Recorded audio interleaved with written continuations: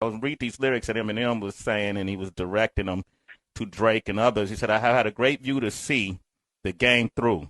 And Drake, they're going to turn on you one day, too. And the more you win, the sooner they do. They'll be calling you a trash bin, saying that your new one isn't better than your last. And even if it is, once they start turning their backs, they ain't never coming back in. They did it to Chance. Next, they'll be mentioning Future in the past tense or saying adios amigos, blah, blah, blah. We see it all the time. Church, poetry. Come on, man, because y'all ran the 90s. What can you relate to that? Did you see that happen at all with Naughty by Nature? Not so much backlash, but then people turned their backs, or did y'all go through that? See, of course. See, what the thing is, a lot of artists didn't understand that. We didn't understand. When you come out there and you hit and you think like this is forever.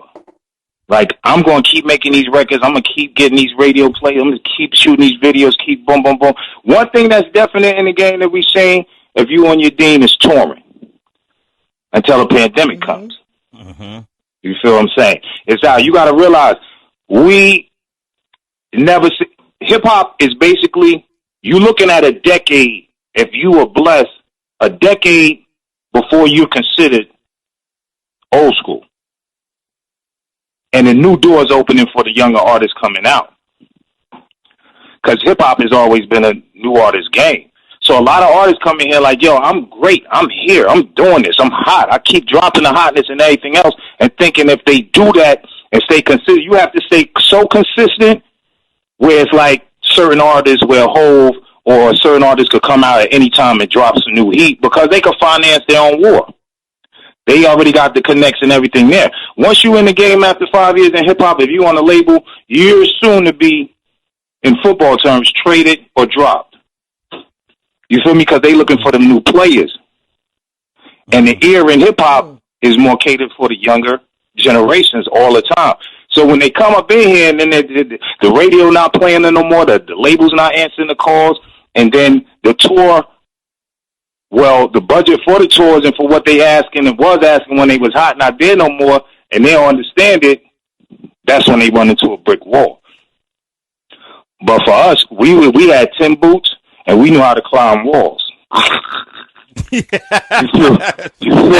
Yeah, homies that we were standing on 40, 50 homies' shoulders, and we kept bringing other people over with us. See, and in the game as well, everybody is me, and not about team.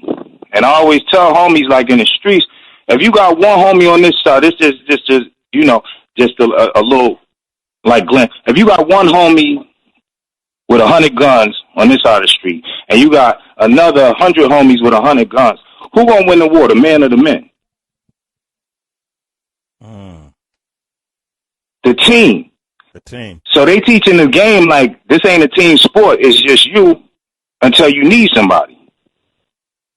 You feel me? And if you burnt bridges and everything else and was on your high horse and I'm the greatest of all time and I'm out here and then you looking at everybody else when you need a hand or you wish you had a click or you had the connects there, they ain't there no more, you look like what happened to? Where they at right now? Why they ain't hot no more? But Latifah, like I said, and shot toward us, hip-hop is just for what you do and what you love right now. Get plan B, C, D, all the way to Z, and set some other companies and anything else you could do, because the hip-hop going to turn their back on you real soon. Trust, and it happens. And it happens.